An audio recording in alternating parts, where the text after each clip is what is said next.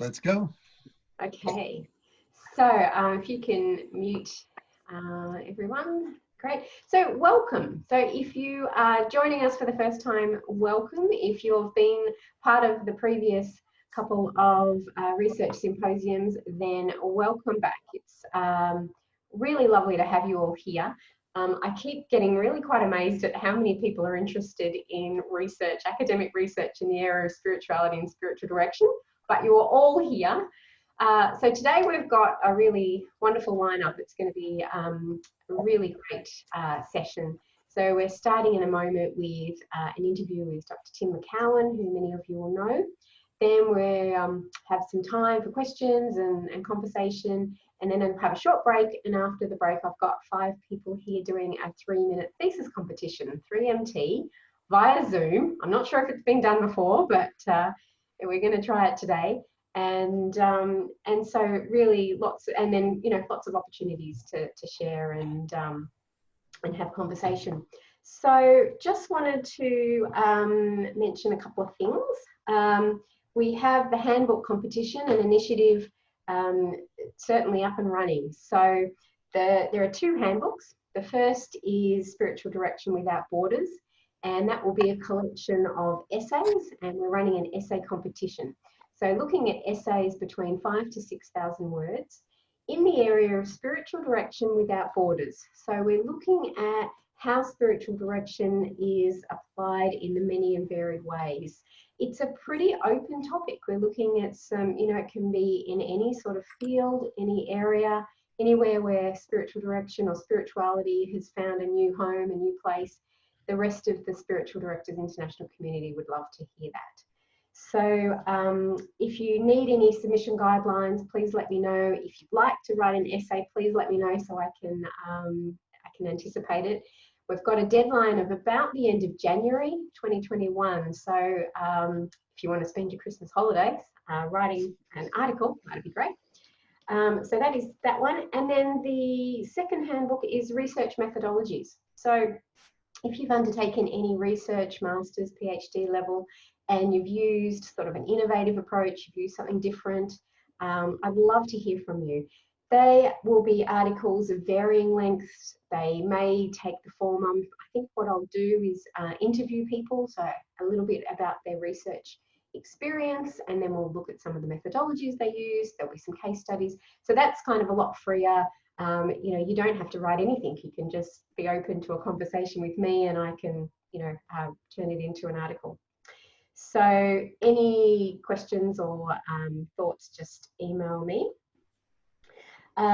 Just wanted to give a little bit heads up about our next symposium, which is on the 8th of October.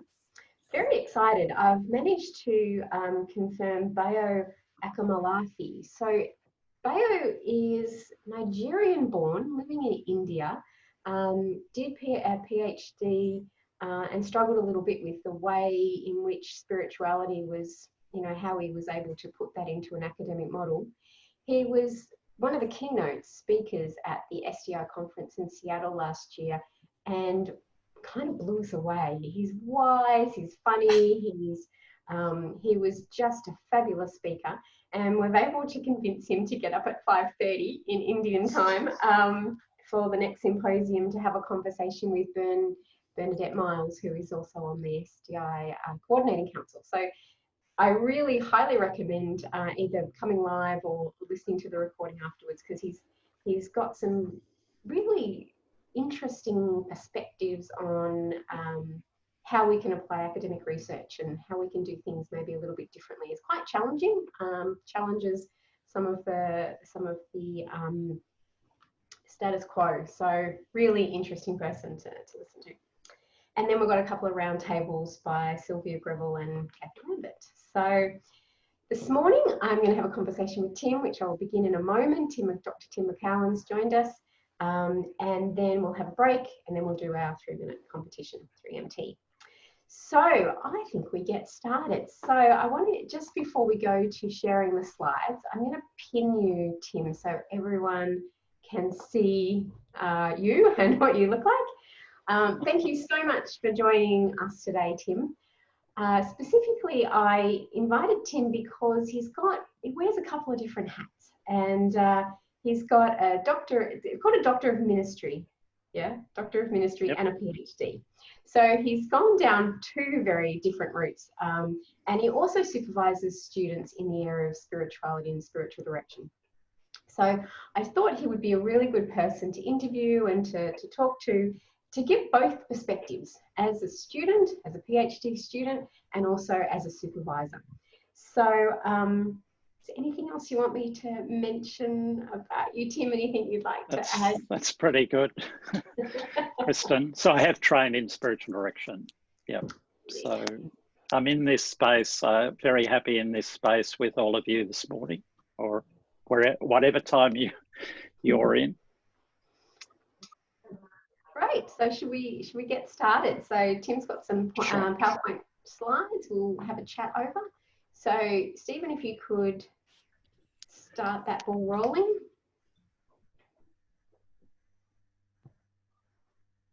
Wonderful. Thank you. So over to you, Tim.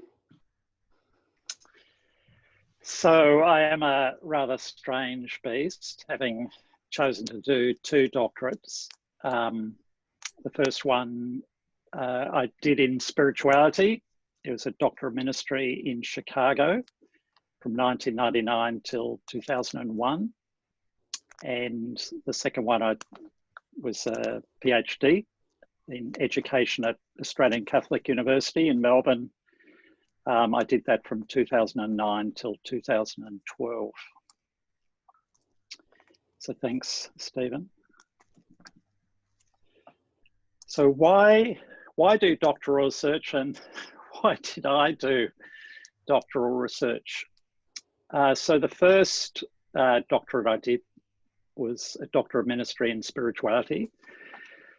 And really that, I felt this need to make sense out of my experience of living and working for 8 years amongst the urban poor in the Philippines. Thanks, Stephen. Next, click.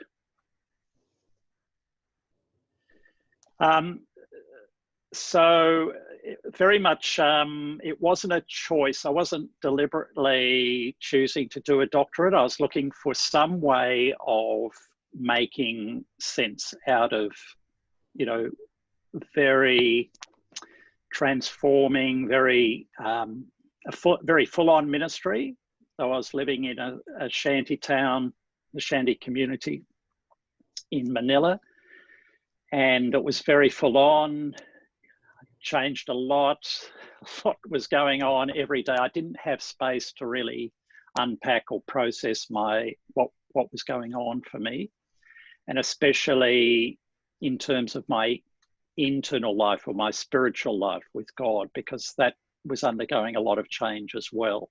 So I felt this need to find a place where I could process, work through, understand these experiences, think theologically, think broadly, also understand what God was doing in me and through me in those years. They were very positive years.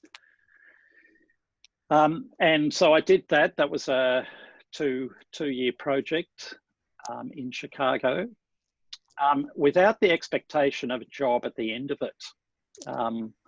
But when I returned to Australia on graduation, within a couple of weeks, I was offered 2 jobs in teaching, which was totally out of the blue, and so that happened. So I was living in Melbourne. I was teaching at the University of Divinity, as it is now called, and I began teaching a methodology unit at the university, and I was finding this was very enjoyable for me. And I began to ask in spiritual direction, what's going on? Why am I enjoying this so much? I realized there was something of this passion inside of me to go further. Thanks, Stephen. Next click.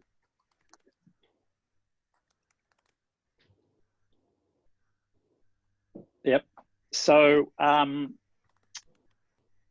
having trained in spiritual direction, having studied spirituality, I wanted to see more people coming through in the fields of spirituality and spiritual direction to do research, basically to put spirituality on the map in the academy.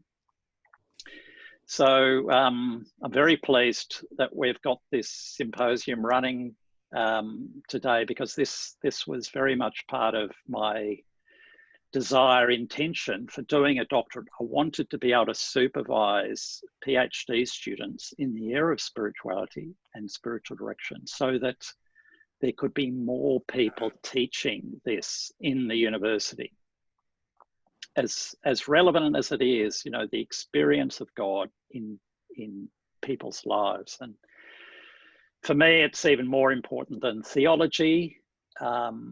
It's kind of that intersection with the divine that I think has a very valid place within the academy.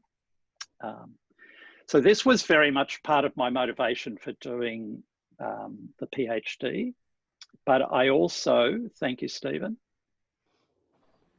I had started up a program in schools after September 11, trying to build understanding between those of different religious and cultural backgrounds, to foster understanding and cooperation between kids in secondary school after, you know, the crisis of September 11. So I want to encourage more interreligious programs like ours, which is building bridges in schools. So research needed to be done on the program in order for word to get out, as it were. And I had a couple of friends who had done doctorates say, you know, tap me on the shoulder, Tim, you need to write this up in a PhD. And yeah, so that happened.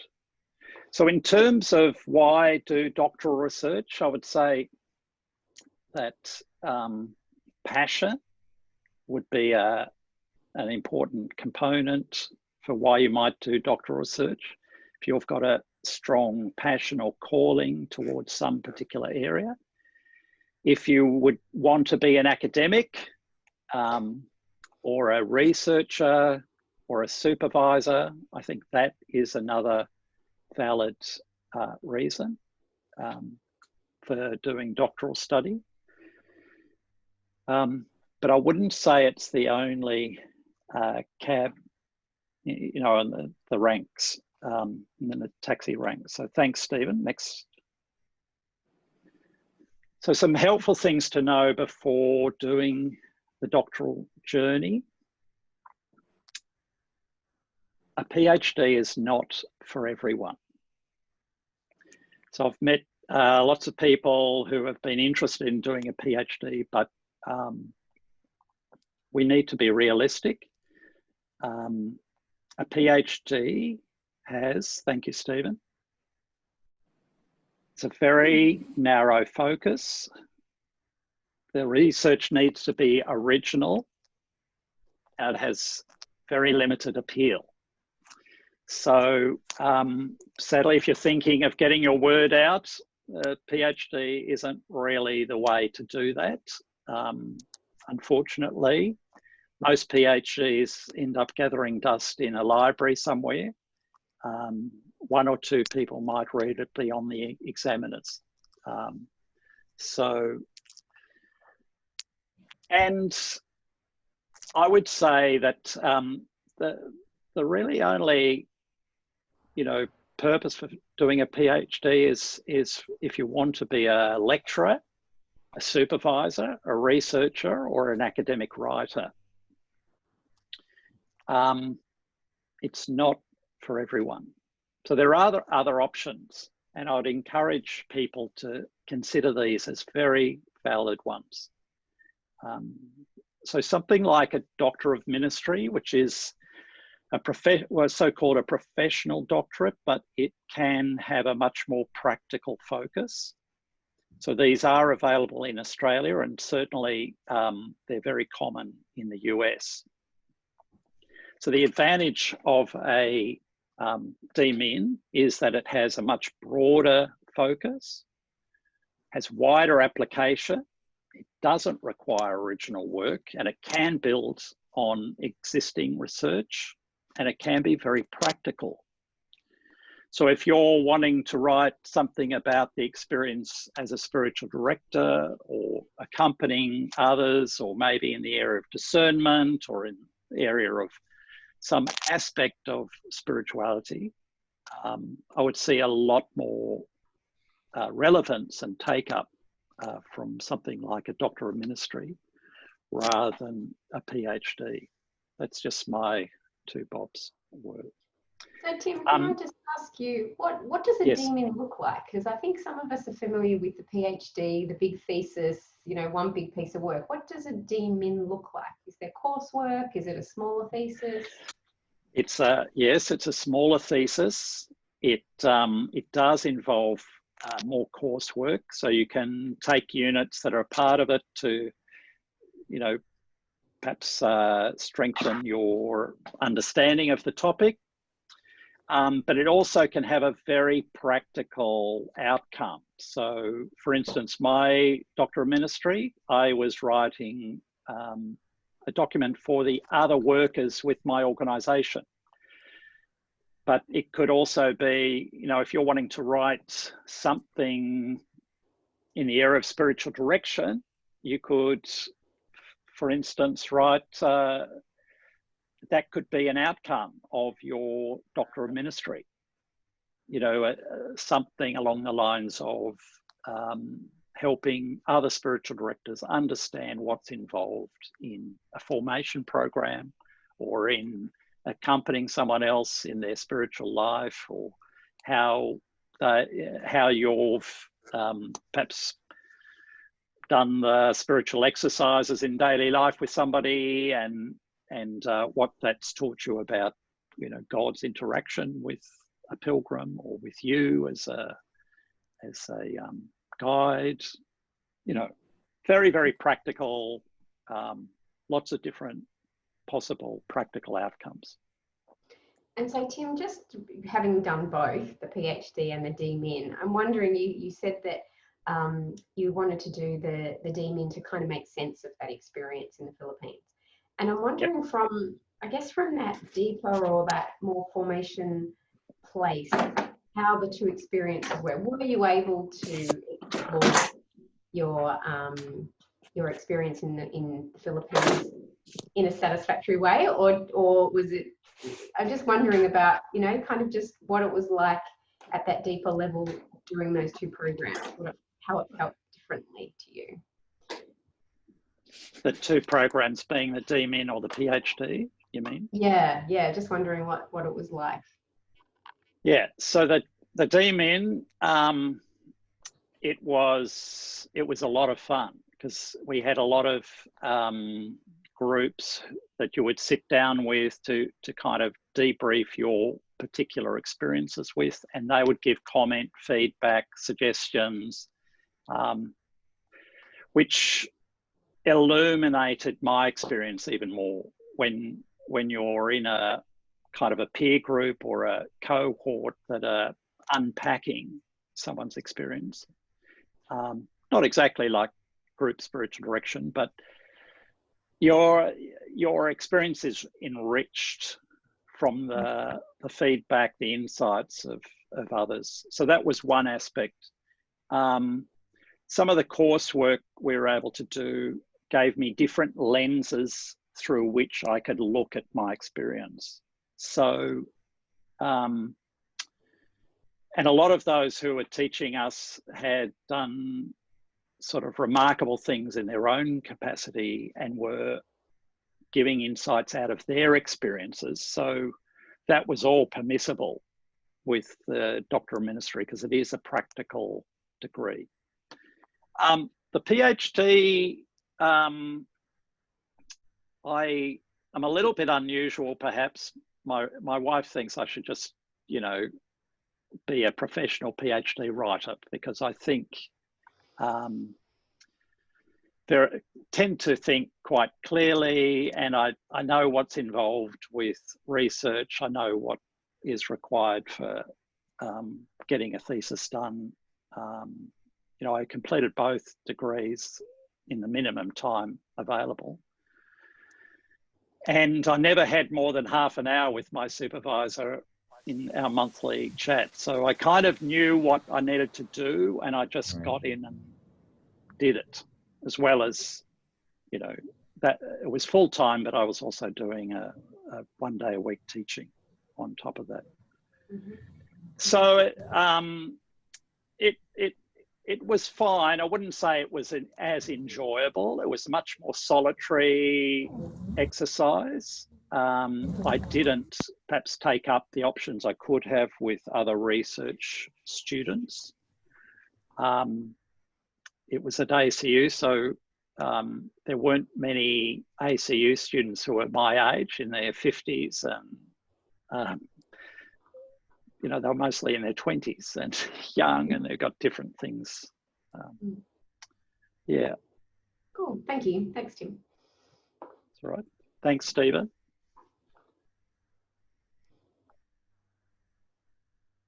So how do you find a supervisor?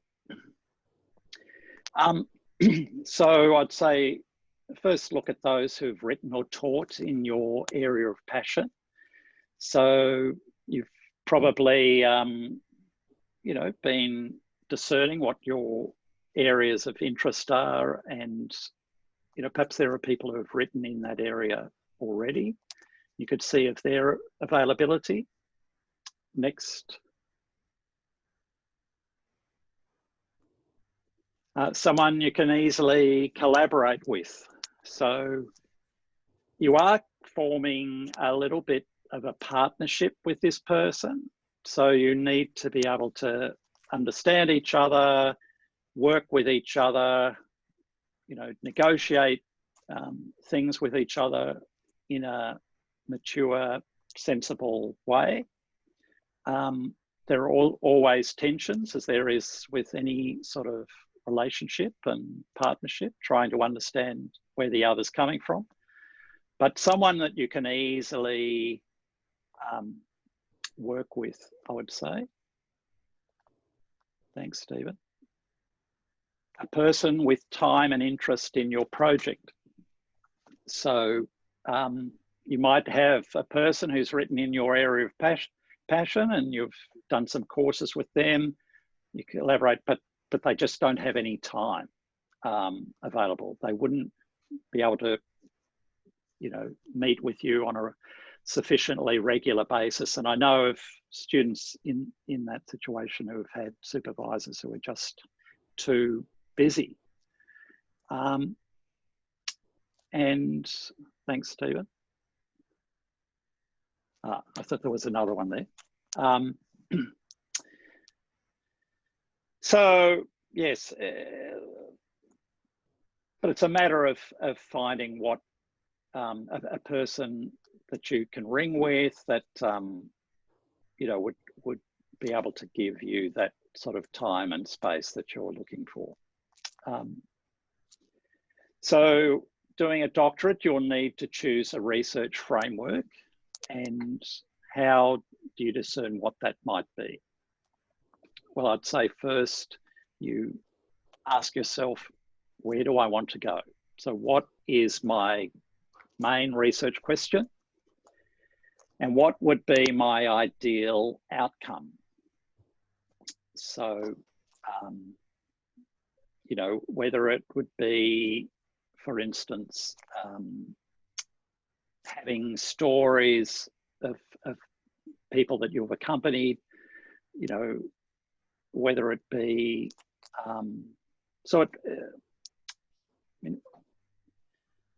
whether you perhaps want data, like for instance, my PhD was interviewing students and teachers who had been involved in the program. So I needed hard data. What was their actual experience like? What happened to them? How did they change through participation? So we used grounded theory as a way of giving kind of the hard data, both qualitative and quantitative, of the effect of the program on their life. But you might be more interested in giving people an understanding of, for instance, what happens in a spiritual direction session. So you might consider interviews or narrative stories, your own experience, autoethnography, how you have undergone change through spiritual direction. So it's kind of having an idea of what your research question is and where, what's the methods that are going to get me there. Thanks, Stephen.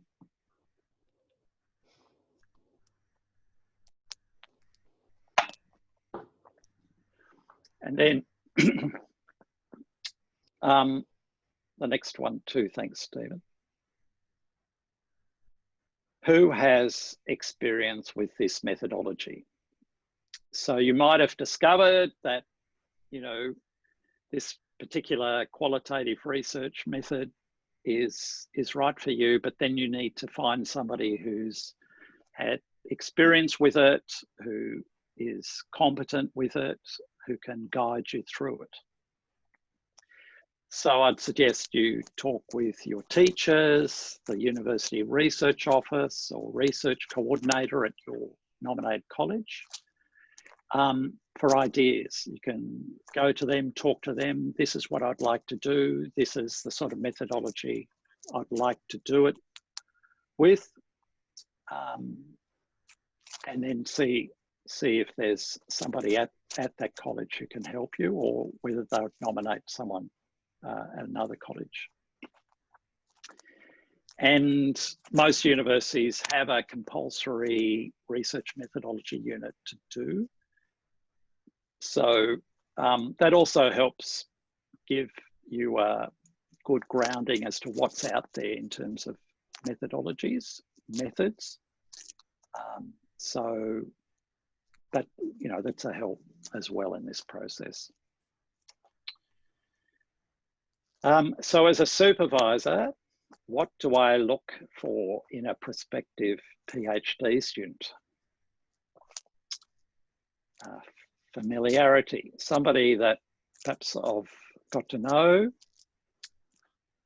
Yep, keep going, Stephen. Who is a competent writer and researcher, you know, shows that they can, I've read their work, I've seen demonstration of their capacity to think critically, analytically, reflectively, and communicate that clearly. Maturity, so someone who has, I'm saying here, emotional and social intelligence.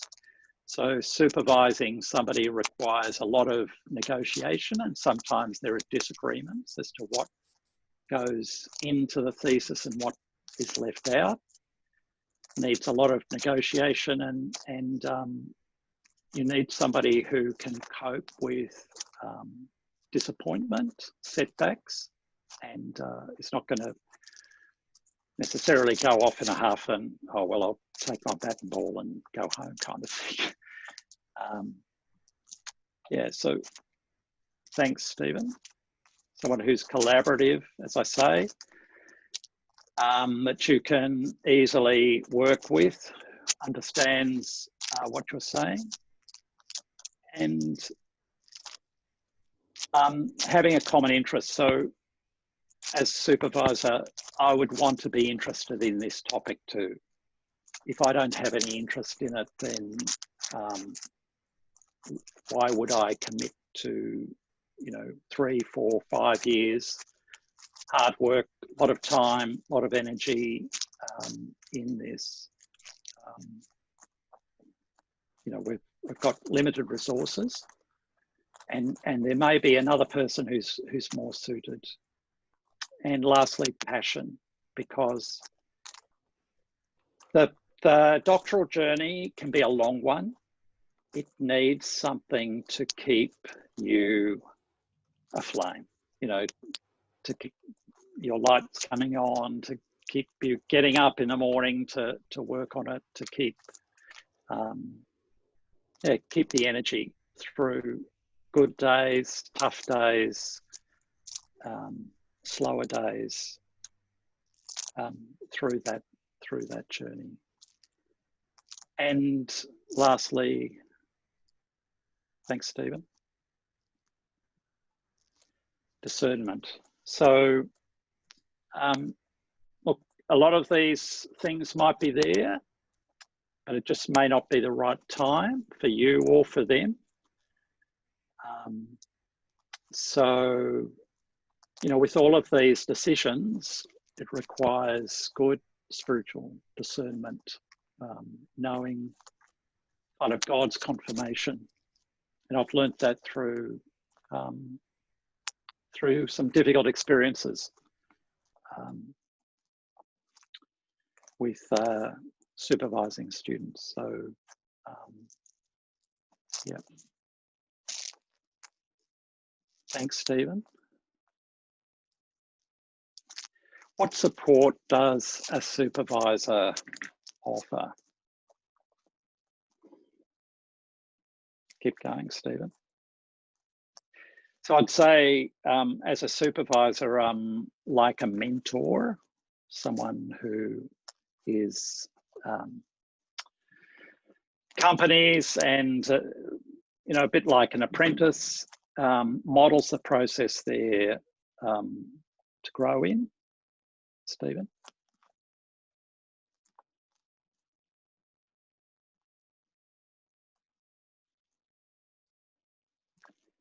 It's not counselling, it's not a friendship, and it's not spiritual direction. So boundaries need to be, you know, carefully monitored. You know, if a student breaks down in tears, you know, I'm not the one to counsel them, you know, through it all, but refer them to somebody else. Just a moment, Stephen, you're going too fast here. I also, you know, there needs to be boundaries. You know, I have supervised a friend. We needed to, you know, clarify what it then meant for our friendship. And of course, it's not spiritual direction with this person. You need to have some very clear idea of the distinction and maintain those boundaries. Thank you, Steve. I'd say another role, the support that I offer as a supervisor is as a questioner. So to help clarify and maintain focus and methodological faithfulness for the student so that they continue to kind of work through what they need to and follow the timeline that is that they've set for themselves. Keep focus. I'm not there to correct their grammar, their spelling, or their referencing. That should all be done through their masters or their prior research studies. So hopefully they're competent in all those areas before you take them on. And lastly, as a liaison with the university's agencies. So at our University of Divinity, it's the Dean of Graduate Research Office to ensure the student fulfills all requirements of the degree program they're in. So that's just three sort of ways to perceive the support that I offer as a supervisor. Other supervisors might see it differently to that. Thanks, Stephen. What do I look for in a prospective PhD student? Yep. Someone who is self-motivated. So they, I don't need to keep encouraging them. They've got enough interest and motivation to keep themselves going. Be a collaborative worker. Someone I'm able to partner with as supervisor to negotiate with them over the structure of the thesis, methodology, content, conclusions. Someone who is competent, research and writing, critiquing, analysing, integrating, reflecting, communicating. Someone who is realistic. So particularly in a PhD, this has been a hot point with my PhD students, wanting to include so much when in actual fact, you know, you need to be much more limited in what you can do in a 100,000 word thesis. We can't, you know, can't tackle the whole world. We need to be realistic about what is possible. And someone who enjoys the world of research, because ultimately, particularly in a PhD, this is the world you'll be entering and perhaps living in. That's where you want to be. And of course, one of the chief purposes of a PhD is formation as a researcher, so that you can contribute to the research that's already out there and be a contributor, be someone who adds value to that world. So they're the points I've covered, and I'm now open to some of the questions that were coming through the chat. So I didn't see all of them, Kristen, but you can lead me in that. Unmute myself. We had a couple of questions about how much you pay to do a PhD. I know there are scholarships. I know universities like having PhD students complete. It gives them a certain, you know, level of prestige and things. What's your experience? Because my experience, most people I know don't pay for a PhD, but maybe I'm not correct in that. What's your experience, Tim? Yes, so with if you're studying in Australia and you're a resident here, there is some provision for deferred. It's like a loan scheme, so you get the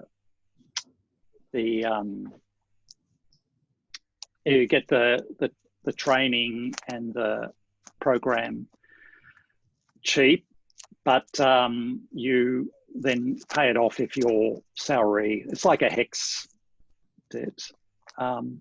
Others, there's possibilities of scholarship. So the Australian government offers scholarships for those who, to each university, depending on the extent of their research office and their output. So our university, the University of Divinity, is a relatively small university as universities go in Australia. So it doesn't get as many government scholarships. Those who are part of, you know, large denominations, sometimes the denominational body will offer scholarships to students to do research in their area. You know, I didn't pay for mine. Did you pay for yours? No, I got a scholarship. Yeah. So what was the arrangement with yours, Kristen?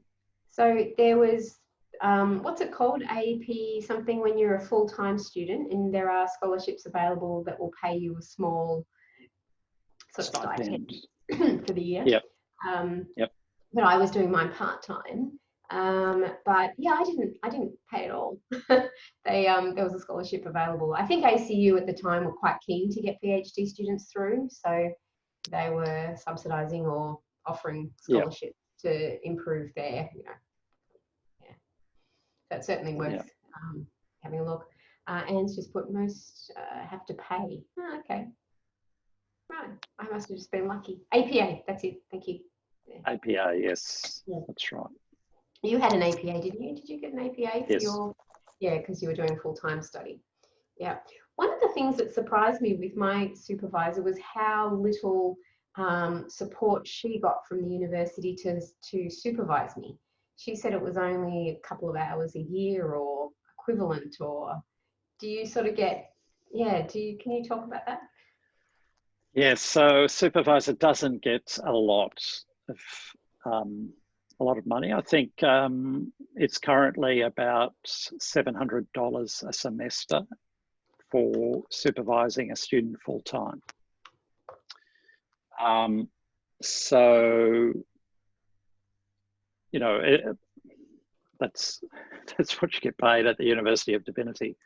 But it's also relative to the proportion that you're supervising the student. So we have a primary supervisor, we have other supervisors. So depending on the percentage, that money will be divided up. So one of my students, it's a 50-50 arrangement. I'm getting, as I say, about 700 for the semester.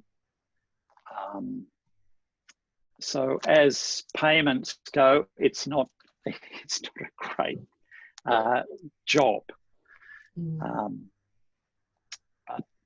But that's the way it is. I could understand it more with my PhD supervisor, who we only had half an hour a month together in our session. So she was much more efficient with her time.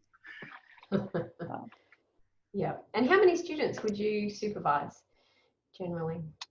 I would do up to 3. I wouldn't do more than 3, just because of time commitments and the other things I'm doing. Yeah. Yeah. Can anyone remember what APA stands for? Australian Postgraduate Award. Okay. I think. Yeah, so you can go off and have a look at that. Yeah. And they are the government, the federal government are reducing that too, by the way. Not just because of coronavirus. Okay. Di said in South Australia there's a DMin available at the Adelaide College of Divinity. Okay. Okay. That's interesting. For those of you who came to the first research symposium or watched it, Kath Connolly's work she was doing with the Handbook of Hope was based on a DMin program she's doing in the States. So it's got lots of different applications, doesn't it? Seems to be a... It does. And look, for those, for study in the States, you would be looking at some payment. So I had to pay for mine, all the tuition. But I was able to pick up a job over there that helped pay for it. But it's not as cheap as over here. But as I say, you can do it also through the University of Divinity at Stirling because of this affiliation with Abilene University. But by all means, Adelaide College of Divinity is closer. Well, you wouldn't have to do a trip to the States, I imagine, Di. Yeah. And Tim, do you know about any overseas scholarships that are available for PhDs? No, I don't really, Kristen. No problem. So one of the things we were chatting about when we were preparing for this, Tim, was one of the challenges or things that can come up is when you're a student and you have this really kind of clear idea about this is what I want to research and it's going to change the world, and and then you come across the supervisor who doesn't, who sort of wants to help you obviously and get you through, and you end up with kind of that tension between, as the student, not knowing when to fight for your kind of vision, but also you've never done a PhD before, so trusting the supervisor that they've got through the students through examination processes. I was just wondering if you could talk about that a little bit. Yes, so a very valid concern, Kristen. I probably would say two things. One would be to know your own heart as to kind of what is the thing that I am prepared to fight for. That is kind of the bottom line, or the point beyond which I'm not prepared to go. In which case you may need to either look for another supervisor or look, at some other program to achieve your end.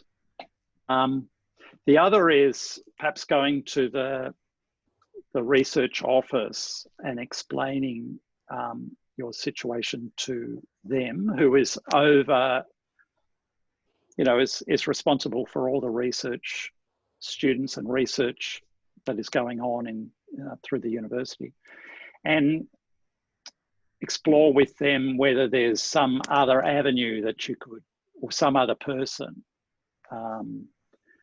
that might be more open to your particular interest and passion. I don't know if others have different suggestions, but they would be my two. Yeah, I think comes down to the pick the battle. I spent 6 months trying to convince my supervisors that I could write in the first person. Yes. So that was kind of something that felt really important, that I didn't want to be that sort of removed person in the research. And then there were other things where I just had to let go, because I could see that, for example, I don't know, for those of you who were at the first research symposium, Lynette Dungan outlined the voice-centered relational methodology, which I wanted to use for my research with 3 and 4-year-olds and their lived experience of spirituality. And my supervisor didn't get it. I ended up with a supervisor in early childhood rather than spirituality. Didn't get it, couldn't see how it could apply to spirituality.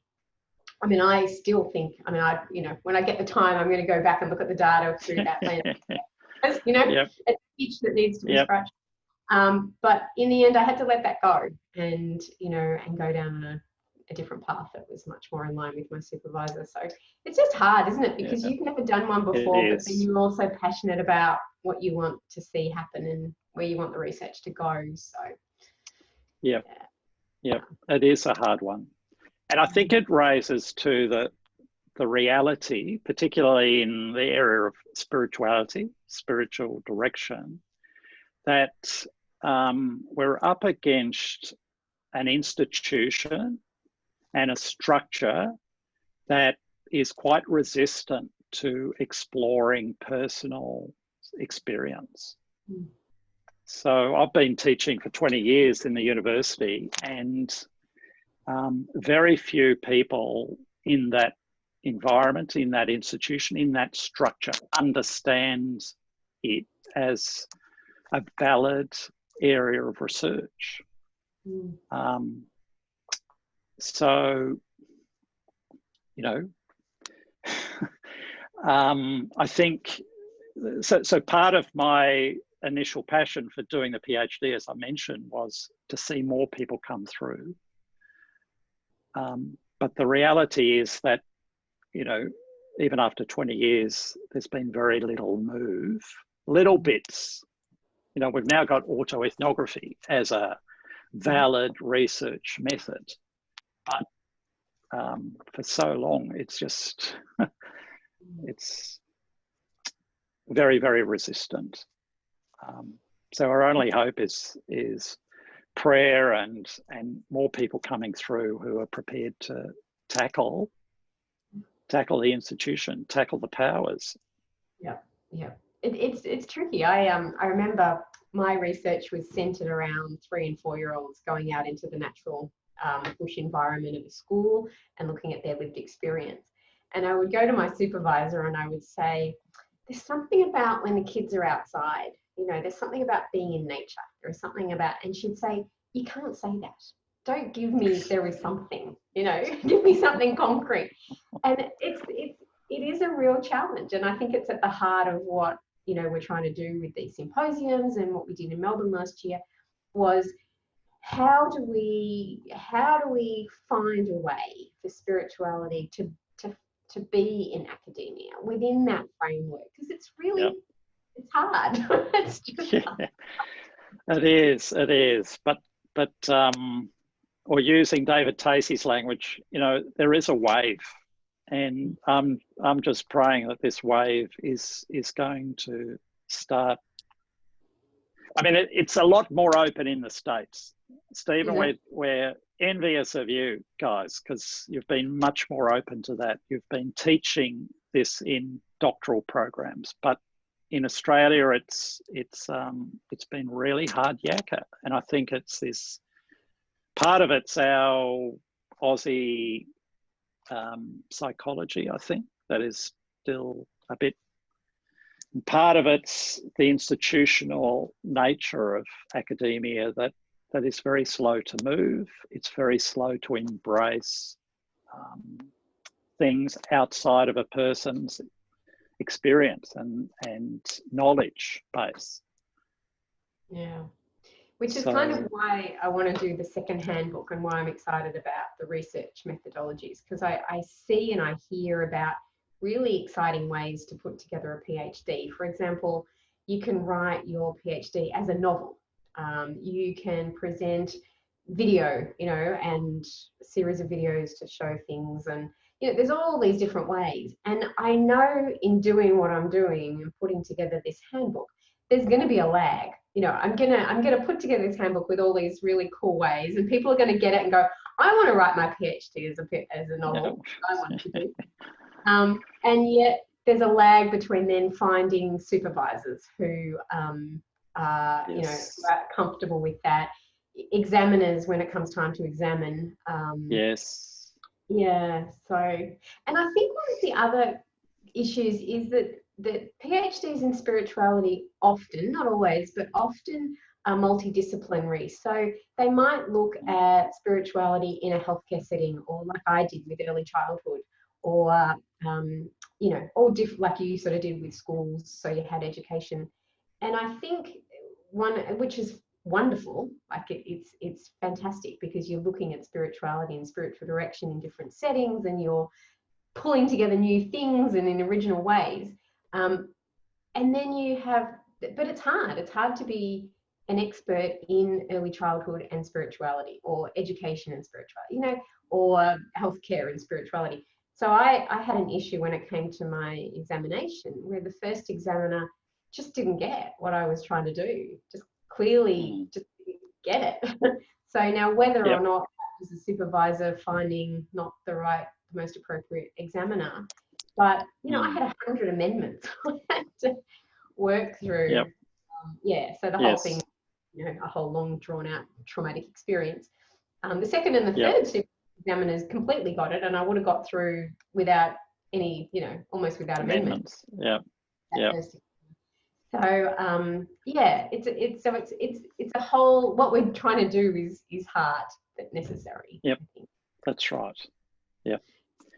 And look, my experience was somewhat similar.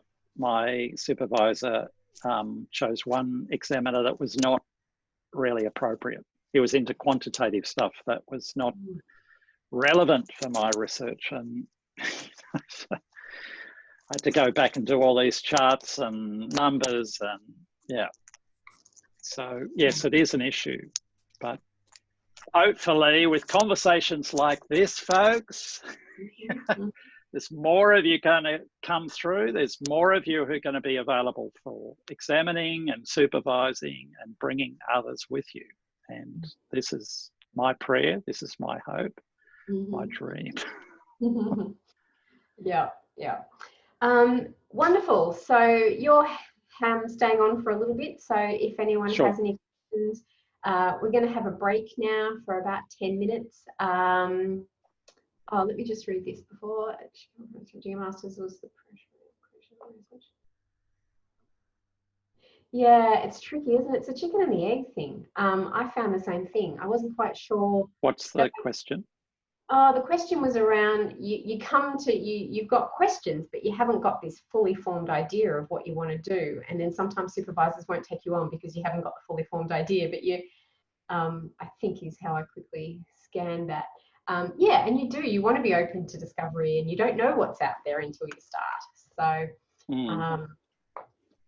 yeah, we can have a look at that later in the conversation. And then Marlene said, if you're doing autoethnography, it's a good idea to find examiners overseas. So still a little bit of delay, a little bit of a lag in trying to get yes. Yeah, so yeah. Great. So let's take a break for 10 minutes. Let's come back at about 5 past the hour. And so Tim's going to stay around. We're going into the 3-minute thesis competition, but we've got a bit of time today. So if you've got any questions, feel free to post them. And we can address those a bit later. So thank you so much, Tim. I really appreciated your breadth of experience in both the supervisory and the student hat. It was really good. So thank you. So you're welcome. 10 minutes. Yeah. I'd like to introduce the 3-minute thesis competition, 3MT. And first up is Kathy Cave. So Kathy, are you okay to go first? Are you ready? Yes, I am. I'm going to pin your video so that everyone can see you. And I'm going to give you a 2.5 minute, I'll just say, what do you want me to say? I'll just say 2.5, and then at 3 minutes, I'll just say time, and then just, if you need to wrap up a sentence or two, that's fine, but we'll try and keep to the 3-minute. Great, thank you. So, ready when you are. Great, thanks. No, that's not. So thank you, Kristen, and everybody. I'm going to talk about my topic, which is exploring interreligious spiritual direction, and this is in deep debt to T.S. Eliot and Little Gideon that I will present this 3-minute slot. So for those of us that are involved in accompanying others, know that we are always being invited to never cease from exploration. And my research is going to explore the significance of different religious expressions between participants in a spiritual conversation.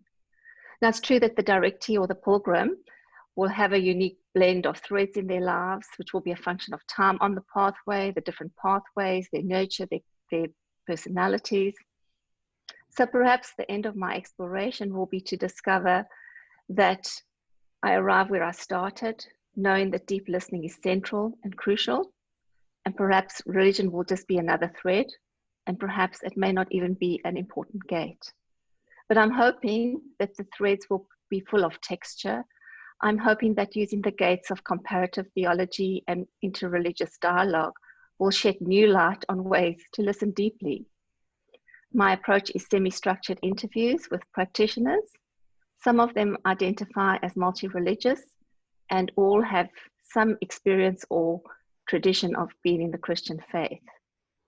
These practitioners have stood at the source of their own long river of religion, and they themselves have sought to hear the voice of another's hidden waterfall by either accompanying or being accompanied by somebody from a very different religion to themselves. And so I'm trying to hear, as in hearing between the two waves of the sea, how their experience, their listening, their attention, their self-care has contributed to provide a safe place for children of another religion to play in the Garden of Eden. I'm trying to hear the significance of edges around symbols, around language, concepts, and different practices.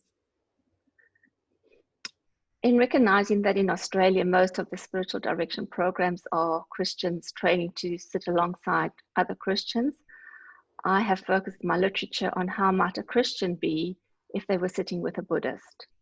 Now, I've chosen a Buddhist because, as Tim said, one must go where your passion is. And for me, Buddhism is so different. So that's a real passion for me to try to understand that. And also, there's a lot of literature on the topic. So that's pretty helpful when you're starting out in research.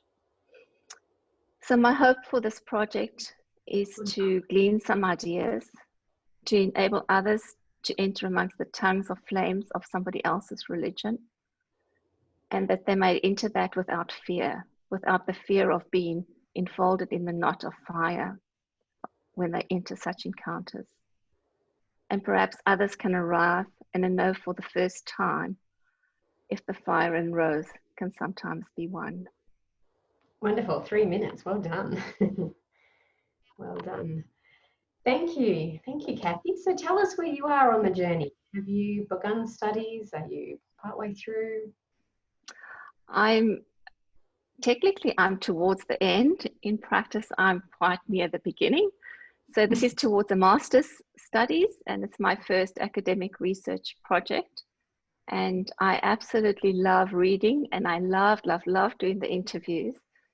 But I have very little skill in organizing, and I have less skill in writing. So I'm supposed to be much further in my writing than I am. And how many words is your master's thesis? 12,000. And that's part of a broader Masters of Spirituality, or? It's a Masters of Christian Studies at Sydney Missionary Bible College. Ah, okay. Very good, very good.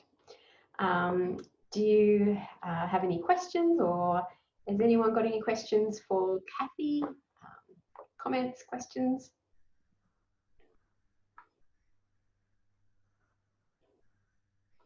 Okay, so we've got time at the end as well. So if you've got a question, feel free to post and we can come back to that. So the second is the second Kathy with a C. So I'm going to unpin you, Kathy. Thank you so much. And I'm going to go to Kathy. Welcome. Thank you. And Kathy Lambert's topic is engaging the Beguine mystics. I'm sorry, it's 200 once. I'll just share my screen. Yes. Is that all right? Yes. I think I don't want to interrupt you, so I'll just give you when the 3 minutes is up, I think. Okay, sure. Just make sure this works. Yep. Does that work okay? Yeah, it looks good. Start whenever you're ready, Kathy. All right. It was like the shoes were too tight, explains Alice as she tells her story of the journey to the edge of the institutional church. I don't know about you, but more and more the spiritual directees I sit with are telling similar stories. The faith community, which once nurtured and provided security, now seems limiting and in some cases stifling. The natural process of faith development and the associated discovery of one's own spiritual authority can often leave women in particular feeling guilty, unorthodox and isolated. So as we sit with contemporary women on the edge of the church, what resources do we as spiritual directors draw upon to best accompany them? Many formation programs in spiritual direction introduce practices, language and historical figures that arose from within the traditional church. My research seeks to bring to the fore a group of different voices from the contemplative tradition. This group of women from the 13th century also found themselves on the edge of the church. The Beguines of northwestern Europe were lay women who, in a time of limited choices, chose to live a religious life without taking the vows of an order. Initially, they received great praise, but as the century progressed, the church gradually shut them down. Viewed with suspicion and seen as a threat, restrictions were put in place, their books destroyed, and some were even burnt at the stake. In recent years, the Beguine writings of Hadwick of Antwerp, Mechtilde of Magdeburg, and Marguerite Perret have become available in English. My research has introduced these works to a group of contemporary women on the edge of the church. Using a prepared reflective resource, the women were invited to engage with the writings and respond with how they resonated with their own spiritual journey. So far, the results have been extremely positive.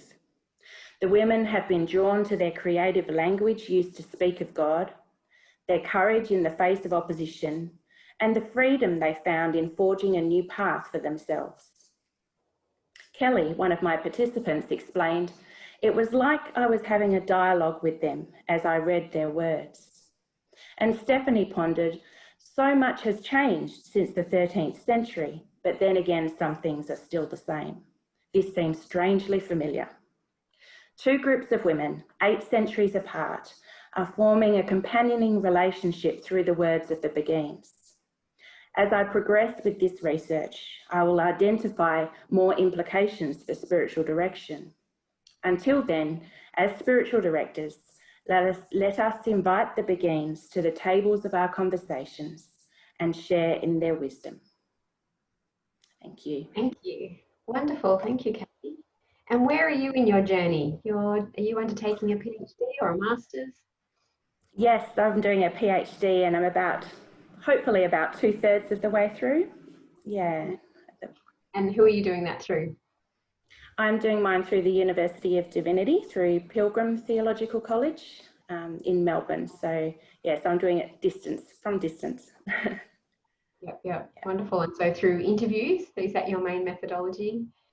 Yeah. Yes, yeah. I'm using constructivist grounded theory. So I did an initial interview with all the women to begin with to hear their stories. And then at the same time, I was reading the writings of the Beguines and then prepared the resource for them and gave that to them and then interviewed them again after they had engaged with it to see how that was for them. Ah, fantastic. Wonderful. Interesting. Really interesting research. So if you've got any questions for Kathy, feel free to pop them in the chat and we can ask it when we're finished. Our third 3MT is Bridget Aguas. Am I pronouncing that right, Bridget? Close enough? No, not enough. Tell me how you... juice. Like sorry? Orange juice. Like orange juice. Juice. Juice. Right. Welcome, Bridget. Welcome. Your topic is vocational arousal. So begin whenever you're ready. Okay, I'll just share my screen if I can. Yep.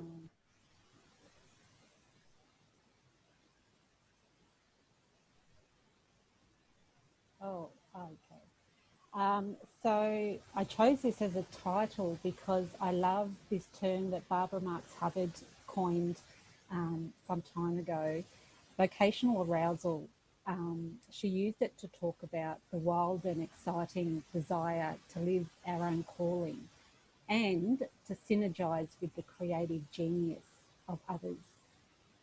So in reference to Kathy's talk just before, I'm a woman that's jumped over the edge of the church and I'm back because I missed spiritual direction and feeling vocationally aroused to start some doctoral research in this field. So I'd really love to draw on the wisdom in this group to help me and us discern what research is actually needed in the area of spirituality and spiritual direction in our world at this time. So I'm going to pause my precious few seconds just to ponder that.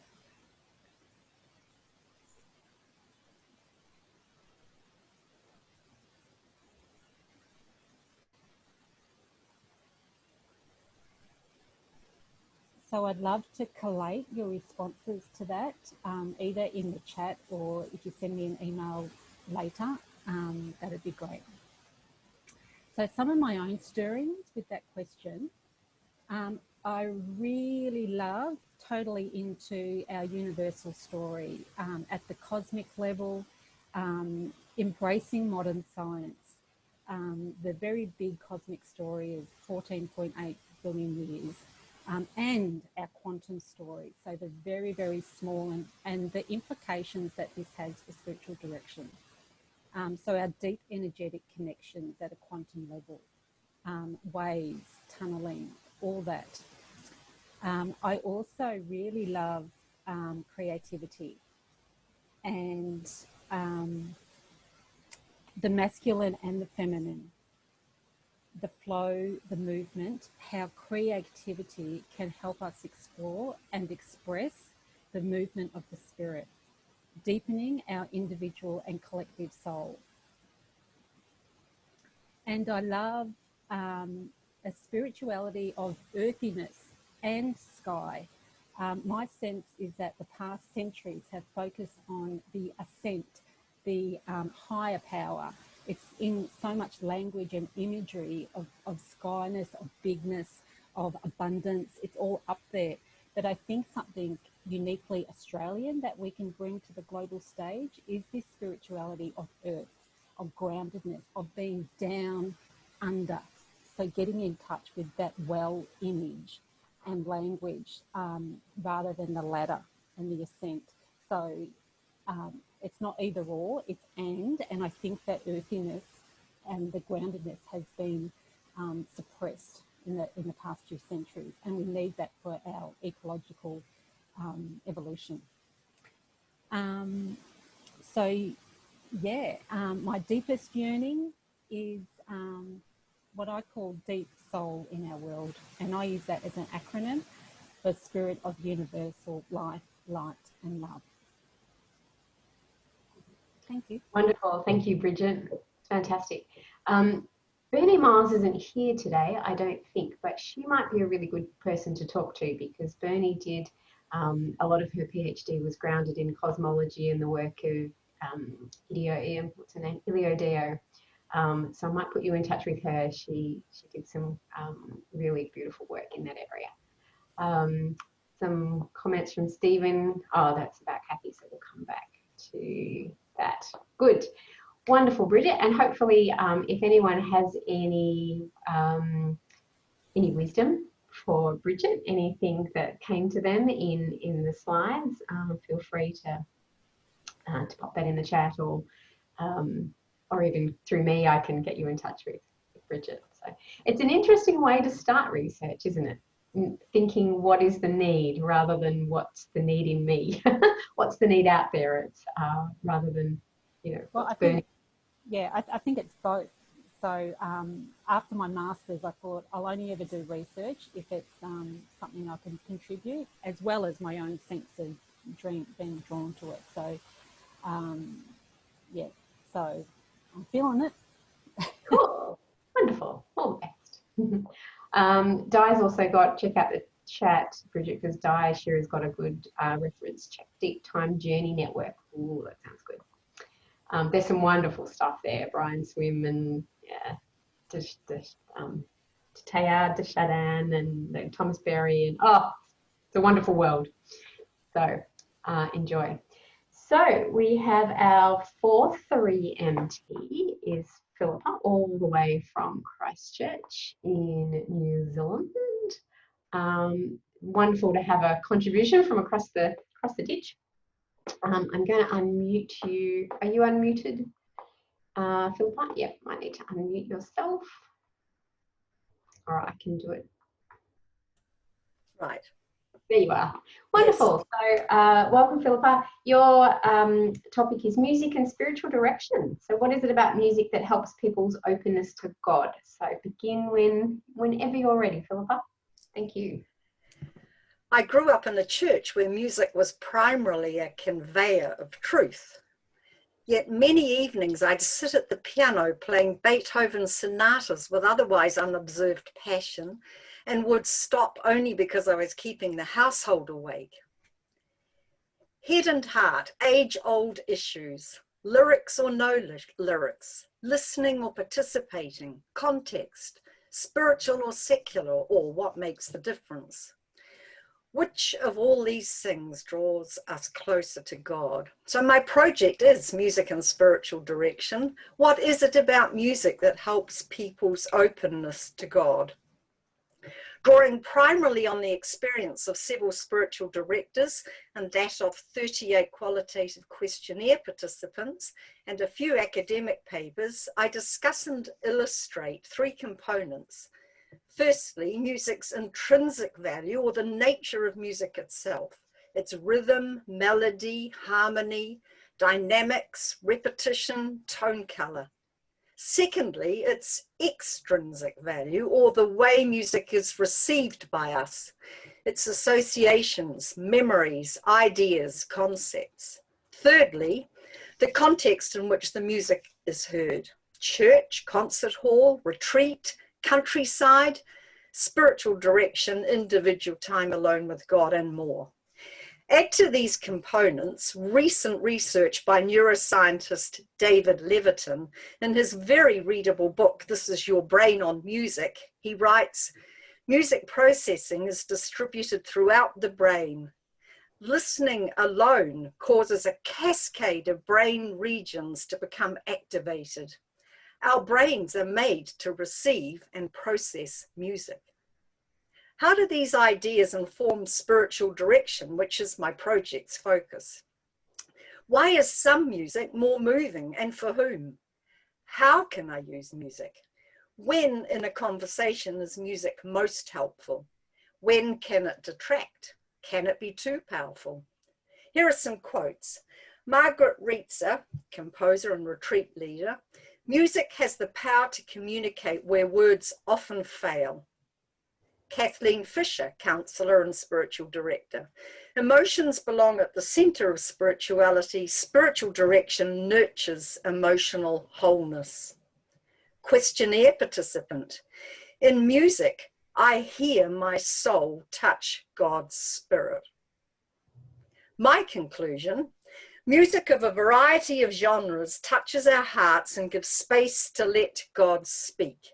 We do well to make a place for it in our spiritual direction practice, a safe place where hearts are opening to God and where understanding of ourselves and others and experience of God is deepened. Thank you. Wonderful. Perfect timing. Well done. You must have practiced that, Philippa. Wonderful. And where are you on the journey? Are you undertaking PhD studies? Or? No, that's the project for my Spiritual Growth Ministries formation program. We finished the year with a project to do. Mm-hmm. So that was my project, supervised by David Crawley. Oh, wonderful, wonderful. Thank you, Philippa. It was really great. I get so excited when I see spiritual direction touching other areas, and that multidisciplinary approach to how this ministry is just so rich and can go across so many different different areas. It's very exciting. Thank you very much. And Leonie is our final 3MT participant. Leonie was in Melbourne with us last year, so some of you might have met her. I'm going to unpin you. I'm going to pin you, Leonie. Great to have you with us. Thank you. Are you muted? You're not muted? Oh, can you hear me? I can, yes. You might have to speak up. It's not. It's very faint. Okay. My apologies in advance. I've been having problems from my end. I can hear everyone beautifully, but there seem to be gremlins my end. Okay. The importance of good mental health goes without saying. You can pick up any magazine and there'll often be articles extolling the benefits of strategies to manage stress, good diet, etc., for improving mental health. Some of us may even have experienced our GP asking after our own mental health. On the other hand, benefits of religion and spirituality to mental health are less well acknowledged. Although esteemed Australian physician, Karen Phillips, dedicated a whole chapter to spirituality in her book, Ultimate Health. And the World Psychiatry Association states that a person's religion and spirituality are crucial considerations for understanding and treating mental illness. Today, I'm presenting the findings from a systematic review of the research literature, in particular on the role of religion in clinical recovery for older people experiencing a mental illness. As the word systematic infers, this is a recognised step-by-step research approach to searching the research literature on related research on the related topic. It starts very wide and then narrows down to the most significant and relevant papers. If you picture a fishing boat that uses drag nets and they drag their net fishing across the seabed, it brings up everything, coral, rocks, and the target fish, hopefully, and then begins an arduous task of sifting and sorting. So from our initial hit of thousands of articles, ultimately only four research papers met the inclusion criteria. These papers, however, do suggest that older people who engage in religious practices such as private meditation, private prayer, meditation, either individually or in a group, have lower levels of depression. Also, that older people who did experience a mental illness, but also practiced religious activities, had higher levels of clinical recovery. So their recovery was better and more sustained. But of note from this systematic review was the need for uniform definitions, research rigor, and standardized measurement tools. That's time. Okay, until researchers go some way towards achieving this, so we can compare apples with apples, the research evidence will not be strong enough to support clinical practice. I'll leave you with this thought. When was the last time a health professional asked after your religious and spiritual activities? Thank you. Wonderful. Thank you, Leonie. Thank you so much. That was great. So where are you on the journey? Is this part of some larger study for you? No, actually, my PhD is long done, thank goodness. Yeah. This was part of, I'm a nurse practitioner in mental health, and I was the co-researcher on this particular review with one of our consultant psychiatrists. Both of us have a deep Christian faith lens, and we were finding that spirituality in mental health, the question just isn't even asked. And we specialize in older people, working with older people and mental health, and the literature's showing that often, and even the Australian census shows that, I think more than 70% of our older Australians have a strong faith-based tradition. We're not asking the question. And we talk about mental illness having a stigma. Well, spirituality, and particularly in medical and clinical areas, it's just a no-go zone. And unfortunately, for interventions and strategies to start to become accepted and be evidence-based, it's imperative that we have really sound research that can support that. And then it can't be refuted. It must then be included in clinical practice. And this is about the real world interface, where we're looking at multi-faith traditions. Sorry, it's a little bit of a soapbox. Fantastic and valuable work. Thank you so much, Leonie. Thank you to everyone. They were 5 very, very good presentations. I did say there were cash prizes, and I've decided that I'm going to give a cash prize to each of you for participating. So I'll be in touch with bank details, and I'm going to transfer you all $50. So, and that is really on behalf of the Wright Foundation. So thank you for their support in not just this symposium, but also for the handbooks. We couldn't be doing this without them, certainly. So while you've been chatting, we've had some comments and questions to each of you. We have one of the participants, Sylvia Gravel, who I had a chat to a couple of weeks ago. She lives in Perth, but she's from the Netherlands, and she was very excited, Kathy Lambert, about your topic, and maybe the two of you need to talk and she might be able to help you. There might be some documents in Dutch that that she might be able to help you with. So Stephen Crandell from SDI, Kathy with a C, love the phrase strangely familiar, might likes that, might pinch that. What else have we got? Jane wants to, yep, so we'll keep in contact. Oh, if the 5 of you who did the 3MT, if you're happy for me to share email addresses, people who might have resources for you or want to chat to you or might have some experience, we can do that. Tim to Kathy with a C. Oh, there was a question there about, oh, hang on, sorry. Oh, okay. So Kathy, you asked a question of Tim about theology, and sometimes it's such a broad topic that you feel like you need to cover kind of everything. Do you want to unmute, and is there anything more you wanted to say about that, Kathy? I'm just very aware that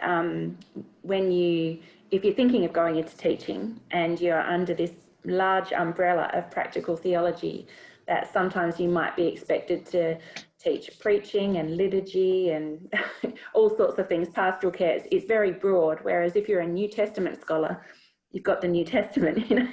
So yeah, so it was just a question around that, really, about Tim's experience of that and if he's been expected to cover the breadth of what practical theology is about. Yeah, it's a good question, and it often comes up, particularly when you're looking at spirituality in other areas. Like I did early childhood, and I'm sure I ended up sort of doing like an early education degree in the midst of it all, you know, because it's just trying to gather all that information. So I can respond if you like, Kristen. Yeah, sure, Tim. Sure. So I did do a private reply, Kathy, but generally you can choose what you teach, but your college may, you know, the college that employs you may request you to teach a requisite unit just because those have to be done. And unfortunately, spirituality tends to go in the elective basket, so only those who've got spare units to do will get to do your units. But in my own situation, I was free to choose what I taught and what I didn't teach. Yeah, thank you. Cover it? Yeah, yep. Thank you. Stephen Crandell's got some really lovely comments for each of you, or each of the presenters. So if you want to go through and read those, he's always looking as well for reflection pieces for the blog, which isn't called the blog anymore. It's called something else, and obviously presence articles and things as well. I am not going to be able to pronounce your Shaoli said spirituality undergirds all our theology. Yes, I agree. I agree. And I think when you try and take, you know, you take spirituality out of theology, or you take theology, you know, it's yeah, they're both important. So there's some email addresses there if people are happy to share contact details. Got a few more minutes. If anyone's got any questions for Tim or for any of the 3MT participants, feel free as well to use me as a conduit if you want to get to people and want me to forward.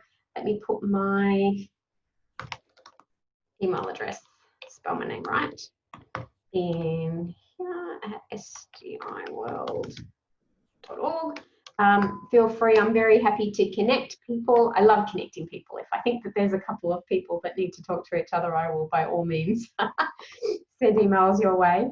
So there's a few people there in the audience that have put their details in.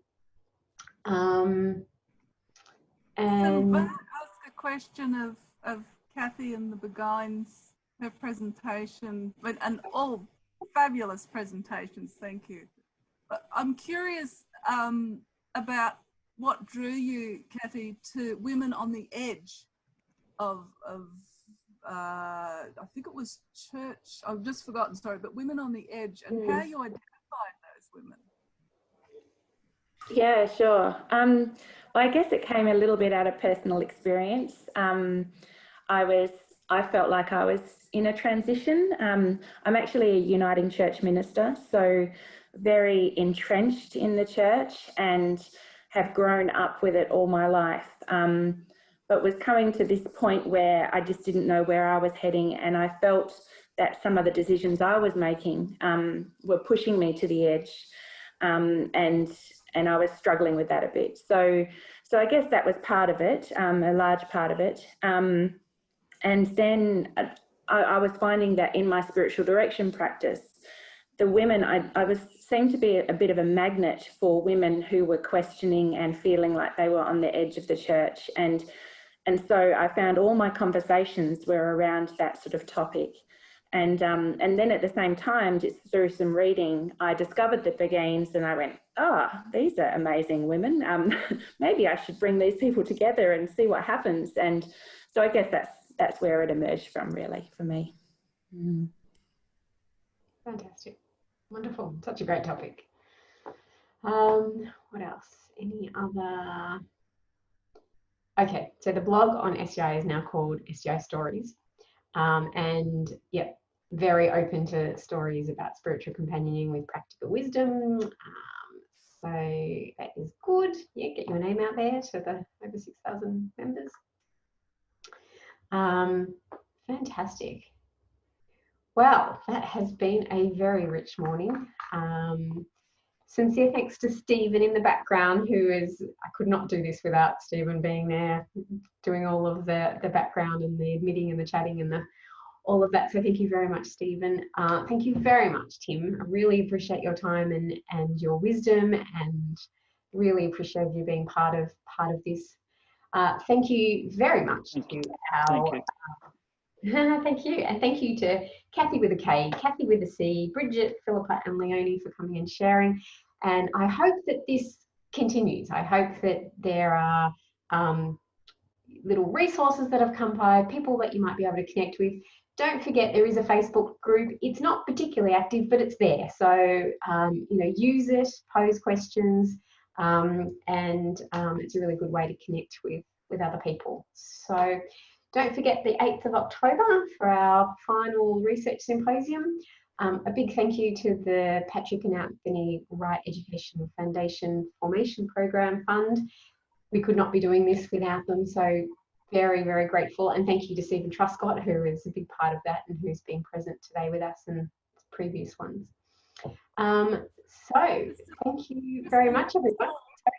May I just ask, how can we, once the Zoom meeting closes, how do I access, everyone has put terrific contact details and resources and information.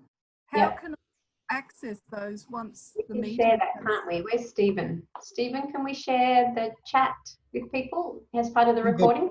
I think the best way is to email me if you're curious, and then people have put it in this chat, so I know that there's tacit permission for everybody on this group to receive it, and I'll know if you're part of the group, and then I can send it along. I'm wary of putting it out publicly on YouTube or something. I will add, I was just writing a little note, but we'll add that this whole session is recorded and will be on YouTube with the first 2 symposia that we've run on spiritual direction, spiritual companionship research. So you'll be able to go back to it if you want to touch on this. One of the, it's very important to SDI that the content we do is accessible, so you can come back to it, reflect on it, because it's often the second or third time through something that you find the real nugget of gold. Yes, and if you miss anything, can you need any context, just thank you, everyone. Blessings on your day until we meet again, and thank you so much. Thanks, Kristen. Thank you. Thanks, Kristen. Thank you.